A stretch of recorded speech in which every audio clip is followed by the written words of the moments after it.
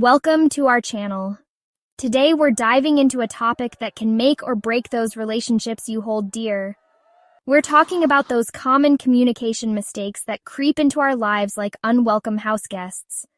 But here's the good news. It doesn't have to be that way. We're going to uncover the top 10 communication pitfalls. Stay tuned, because what you learn today could change everything. Chapter 1. Stop that, the perils of interrupting. Have you ever poured your heart out to someone only to have them cut you off mid-sentence? It's one of the most frustrating experiences, isn't it? You feel like your words don't matter, like your feelings are being dismissed. It's like a slap in the face, isn't it? That sudden interruption can leave you feeling shocked, hurt, and deeply disappointed. Interrupting is a surefire way to make the other person feel invisible. It sends a message that their thoughts and feelings are not important enough to be heard. Instead of jumping in with your 2 cents, try practicing the art of active listening.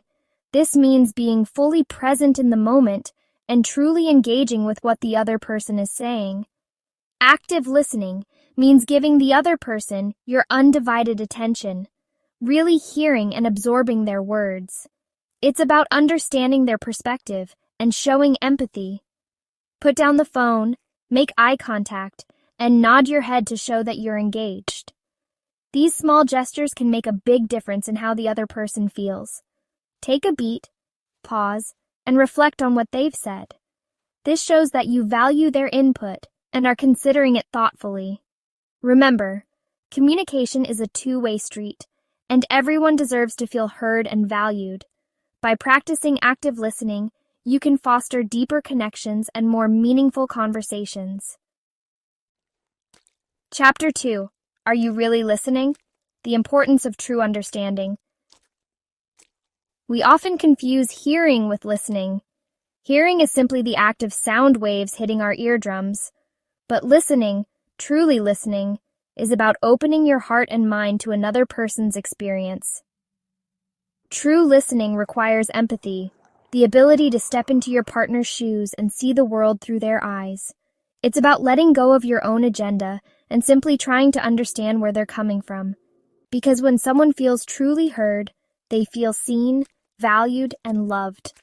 So the next time your partner is speaking, put down your phone, silence those internal distractions, and really listen. Chapter 3. You hurt my feelings, the problem with you statements. Let's talk about those little words that can pack a big punch you statements.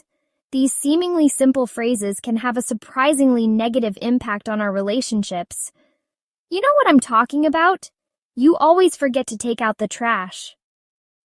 These statements often start with you and quickly escalate tensions. You never listen to me. You're so inconsiderate. Such phrases can make the other person feel attacked and unappreciated. You statements often come across as accusatory and blaming. They can create a defensive atmosphere where meaningful communication becomes difficult. They put the other person on the defensive, making them feel attacked. This defensive stance can lead to arguments rather than solutions. So, what's the alternative? I statements. These are a more constructive way to express your feelings without placing blame. Instead of saying, "You never listen to me," try this. "I feel unheard when I don't have your full attention." This shifts the focus to your feelings rather than the other person's actions. The first statement is likely to start a fight. It can make the other person feel blamed and misunderstood. The second opens the door for dialogue and understanding. It encourages a more empathetic and open conversation. So ditch the you statements and embrace the power of I. By doing so, you can foster healthier and more positive interactions in your relationships. Chapter 4. Let it go. The danger of bringing up the past.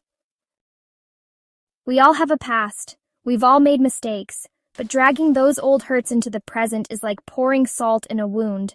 It only makes things worse. When we bring up the past in arguments, we're holding our partners hostage to their past mistakes. If there are unresolved issues, address them in a healthy, constructive way. Choose a time when you're both calm and can approach the conversation with love and compassion. Focus on expressing your feelings and needs in the present moment. Let go of those old hurts. Focus on the present and build a future filled with love and understanding. Chapter 5. Speak Your Truth. Why avoiding difficult conversations is a recipe for disaster. Let's face it, none of us enjoy having difficult conversations. They can be uncomfortable, messy, even downright scary. But avoiding difficult conversations is like ignoring a leak in a pipe. When we avoid difficult conversations, those unspoken resentments and hurts fester and grow. Open, honest, and respectful communication is essential for any healthy relationship. Choose the right time and place for serious conversations. Approach the conversation with love and compassion. Be willing to listen with an open heart and mind. Remember, communication is a two-way street. Chapter 6. Lower Your Shields. How Defensiveness Shuts Down Communication. Have you ever noticed how quickly a conversation can go downhill when one person gets defensive? Our natural instinct is to defend ourselves, to prove we're not wrong. But defensiveness is a communication killer. When we get defensive, we stop listening. Pay attention to your body language and your tone of voice. Instead of immediately jumping to your defense, take a deep breath and try to understand your partner's perspective. Ask clarifying questions and seek to understand their feelings. So the next time you feel that defensive wall rising up, take a deep breath, lower your shields, and open your heart to the possibility of connection and growth. Chapter 7. Always and Never, the Peril of Overgeneralizations. You know those little words that creep into our vocabulary, especially when we're feeling heated? They seem harmless, but can have a significant impact on our communication. Words like always and never. These words can escalate conflicts and create misunderstandings. In the heat of the moment, it's so easy to throw out those overgeneralizations. They slip out almost unconsciously, driven by our emotions. But here's the thing about always and never. They're almost always inaccurate. They paint a black and white picture of a world that's full of color and nuance. Overgeneralizations distort our perception, making it easy to focus on the negative and overlook the positive. They can make small issues seem insurmountable. Pay attention to your language. Notice the patterns and the words you use when you're upset. Notice how often you use words like always and never. These words can become a habit, shaping how we think and feel. Instead of saying, "You always forget to take out the trash," try this. "I felt frustrated when I saw the trash hadn't been taken out." This approach fosters understanding. The first statement is an attack, a generalization. It puts the other person on the defensive. The second is an expression of your feelings, a specific observation. It opens the door to a more constructive conversation. So ditch those overgeneralizations and embrace the power of specific, nuanced language. It can transform your interactions and lead to more meaningful connections. Chapter 8. The Importance of Showing Empathy. Empathy is the ability to step outside of your own experience and truly understand what it's like to be in someone else's shoes. It's about feeling what they're feeling, seeing the world through their eyes, and offering compassion and support. When we show empathy, we create a safe space for our partners to be vulnerable. So how do we cultivate more empathy in our relationships? It starts with listening, really listening. Pay attention to their body language, their tone of voice, the emotions behind their words. Instead of offering advice, simply listen with compassion and validate their feelings. Remember, empathy is a muscle that needs to be exercised regularly. Chapter 9. Mind Readers We Are Not. The Danger of Assuming Intentions. How often do we jump to conclusions, assuming we know exactly what our partner is thinking or feeling? But here's the thing about assumptions. They're often wrong. When we assume we know what our partner is thinking or feeling, we're creating stories in our heads that may have no basis in reality. Pay attention to those moments when you find yourself jumping to conclusions.